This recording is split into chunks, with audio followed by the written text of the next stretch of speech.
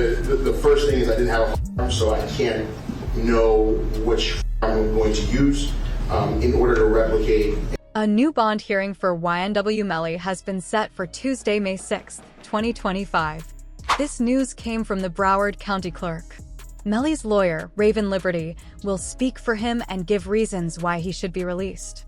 Someone who was sitting inside the courtroom said that the judge, whose name is Judge Fiend, looked very upset. The judge looked like he was really thinking about dropping the case. He seemed tired of how the state was handling everything. The state has not been following the judge's orders. They have also not been getting ready for court properly. This has been happening for a long time during Melly's case. Because of this, Melly's lawyers kept their message clear and simple. They told the judge that during the first trial, no gun was ever found. This is very important because Melly has always said it was a drive-by shooting, and if there was no gun, then it helps his side of the story. The lawyers also showed GPS proof from Melly's phone. That proof showed that Melly was running down a street and hiding in some bushes when the shooting was happening. This matches what Melly said before. He said that someone drove up and started shooting and he ran to hide. When someone asked him if he was okay, he said yes and told them where he was hiding. Melly said someone was behind him, like they were hiding. He said, "There is someone out here. I think they are still here." I asked him, "Are you okay?" And he said, "Yes, I am okay." I asked, "Where are Zach and Yubi?" And he said, "I do not know. I think they are in the car." Judge Fiend is known for giving people a chance to be free before their trial starts. He has done this before. For example, Melly's ex-girlfriend, Mariah, was also released from jail. After she got out, she thanked her family and friends in a Facebook post on Sunday, February 9th. Her message said, "To my village, thank you to my village. I love you all so much. God's plan, not mine." She did not like how the news showed her story, but she was still thankful to be free. Mariah Hamilton was spending her first day at Broward County Jail when she was arrested. Before this, she never had any criminal record. She was taken into custody by U.S. Border Patrol agents at Miami International Airport after returning from an international trip. According to court records, Mariah was told to testify in Melly's first trial back in 2023. This led to a serious moment in court when Judge Fiend shouted at the prosecutors. He told them, "If you cannot give me a reason to keep Melly in jail, then I will release him on bond." The judge then reminded everyone in court that Melly has been sitting in jail for 2,159 days. He said Melly must choose who he wants as his lawyers. Everyone in court, including Melly, was shocked. The judge said again, "Mr. Demons has been in our jail for 2,159 days. How much longer does he need to make this decision? I cannot say when the investigation will be finished. That is up to the Broward Sheriff's Office. But I am asking for a week, and I want a clear answer by tomorrow." The judge also cleared his full schedule for the next day. He looked at the prosecutors and said, "Give me one strong reason to keep him in jail, or I will let him out." The prosecutors then started to talk. They gave a few reasons why Melly should not be released. They said a former member of the YNW group told police that Melly had a motive. They said Melly did not want to share his money with the other group members. Someone asked, "Did King Von really say that Melly told him about this?" The person replied, "He did not say it straight, but sometimes people speak without using full words. He gave me a hint. When I posted something online, Vaughn got upset. He said, 'Why did you post that, bro?' I said, 'You're in here. You know the love we all have. I did it for us.' Then he told me that those two friends were trying to take money from him. I asked, if they were really trying to take money from him, then why did he stay around them?" This was a secret Melly once shared with King Von many years ago. Sadly, King Von is not here anymore to speak on what really happened. Before King Von passed away, he told some members of the O-Block group about what was happening inside YNW. YNW was not just a music group. It was a real business. It was registered as a company. Melly and Bortland used to perform concerts, sell clothes, and do promotions. All the money they made went into the YNW bank account. In the beginning, the money was divided equally between 4 people. But after some time, Melly felt something was not fair. Sakchaser and Juvie were not doing any work, but they were still getting the same amount of money. If you know how King Von used to handle his problems, then you can guess the kind of advice he would have given to Melly. Things started getting worse. Police found some text messages on Melly's phone. These messages were sent just a few hours after the crime. Someone using the account named PC Gambino asked Melly if he was okay. Melly replied, "I did that," and added a smiley face emoji. Another message came later that day, which said something like, "What after that SHH?" Police also found a video saved on Melly's phone. It was taken from someone's Facebook Live. In the video, just 6 hours after the crime, Melly and Bortlin were seen shooting a music video in a parking lot. Even though two of their best friends had just passed away, they were smiling, dancing, and acting happy. Melly said things like, "Still turn no matter what happened." He looked like he was in a very good mood, and it shocked many people. Later, in court, the lead prosecutor shared some serious evidence. He showed pictures of the Jeep that the group was riding in. He told the judge that this could not be a drive-by shooting. He said the bullets were fired from inside the car. He showed how 3 bullets were found inside, and one of them came from the back seat behind the driver. When he was asked where Christopher Thomas was sitting, he said, "In that same seat." The prosecutor also said the car was not moving. The way the bullets hit shows that almost all of them were fired from inside the vehicle. Then, something emotional happened. Juvie's mother came to the courtroom to speak. She said, "My name is Leon Phillips. I am the mother of Christopher Thomas." She was asked if she saw the boys get into the car that day. She said, "Yes, I saw them."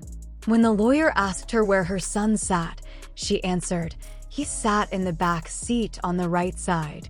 Then they asked her who sat on the left side in the back seat. She said, "That was Jay." But the prosecutors were still not done. They came up with another plan.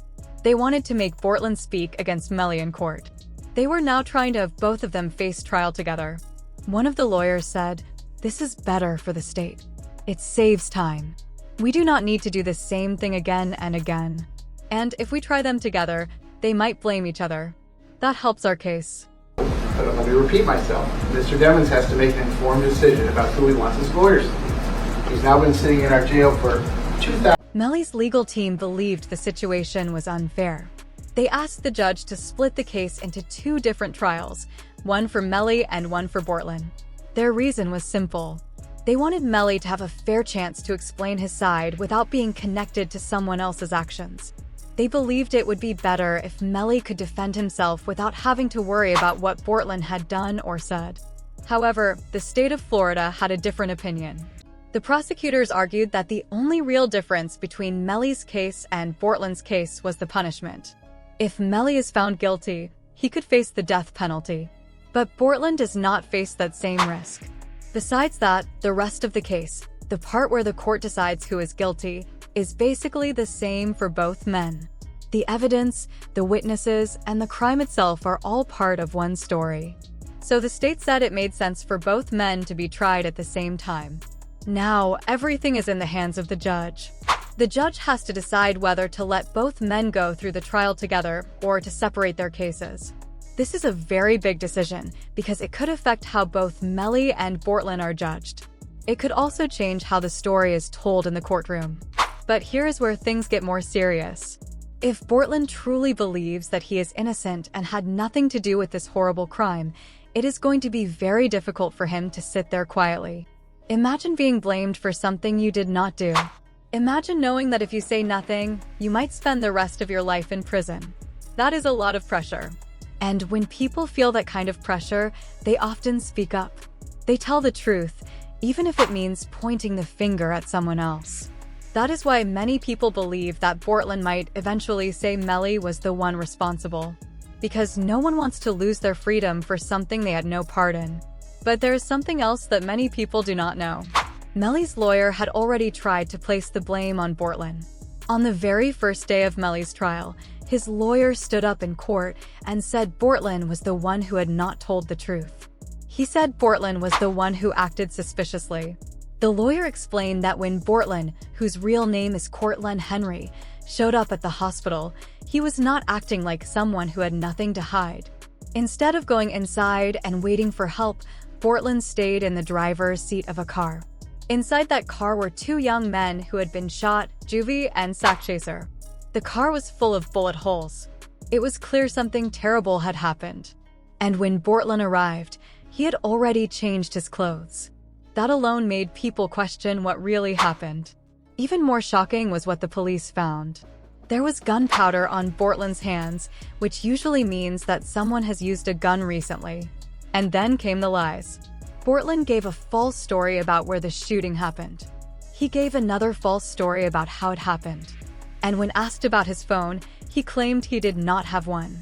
But the lawyer reminded everyone that one of the witnesses, Miss Bradley, made a strong point. She said, "Everyone has a phone in their pocket except for Cortland Henry."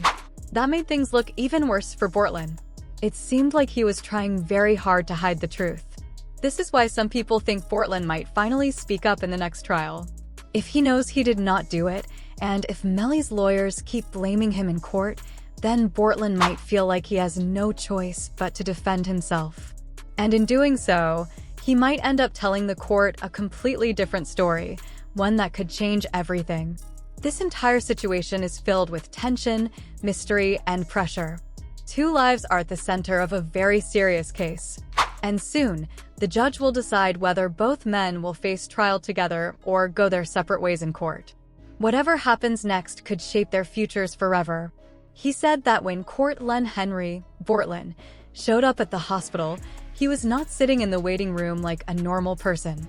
Instead, he was in the driver's seat of a car that had two dead bodies in it. The car was full of bullet holes. When he arrived, he had changed his clothes. There was also gunpowder on his hands, which shows that he had used a gun. Then he started lying. He lied about where the shooting happened. He lied about how it happened. He even said he did not have a phone on him. But Miss Bradley pointed out something important. She said, "Everybody has a phone in their pocket. Everyone except for Cortland Henry." This made it look like Bortland was hiding something from the start. He had gunpowder on his hands. He was with Juvie and Sackchaser when they lost their lives. But what is even more surprising is that Bortland was not allowed to defend himself in court because of legal rules. Now imagine this. In the next trial, Bortland is going to sit right next to Melly in the courtroom. Do you really think he is going to stay silent while Melly's lawyers blame him again? It is not likely. Melly's legal team is probably going to use the same plan they used before. They are even bringing back the same expert who spoke about the gunpowder found on Bortland's hands. The expert said, on Bortland's right hand, there were two particles that showed gunpowder. On his left hand, there was one more particle and another one that had two parts. In simple words, gunpowder was clearly found on his hands. It is easy to tell that Bortland did not like any of this. When Melly's mistrial was announced, Bortland posted a strange message on social media. He wrote, "Mind games do not work on people like me," with a handshake emoji. It seemed like he was ready to make a deal or maybe speak up in court. But this was not the end of Melly's problems. His mother became a trending topic online. People were shocked when she shared that she had opened a fan's account while Melly was still on trial. In an interview, she explained why she made that decision and how much money she made. The host asked, "Why did you do it?" "You are YNW Melly's mother, and now you are starting a fan's account."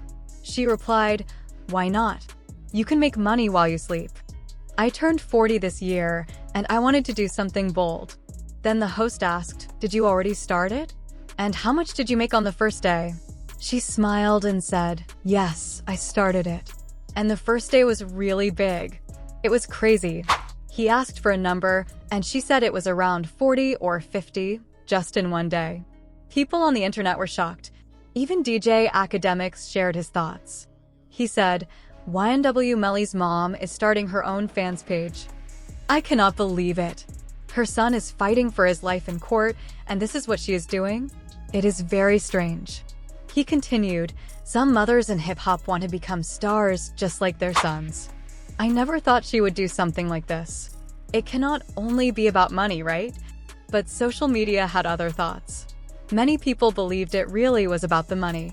In an old interview with No Jumper, Adam, 22, talked to Melly's mom and his younger brother, V-Slime. Adam said he thought Melly had spent a lot of money on lawyers. But when he said that, Melly's mom laughed. This made V-Slime speak up. He said, Melly spent too much money on things he did not even need. He bought cars and jewelry, but now he cannot even use them. He is not free to wear that jewelry. I told him, why are you buying this stuff when you are not even here to use it? Then V-Slime said something important. The money should have gone to lawyers. That would have been smart. But now, Melly does not even want his chain anymore.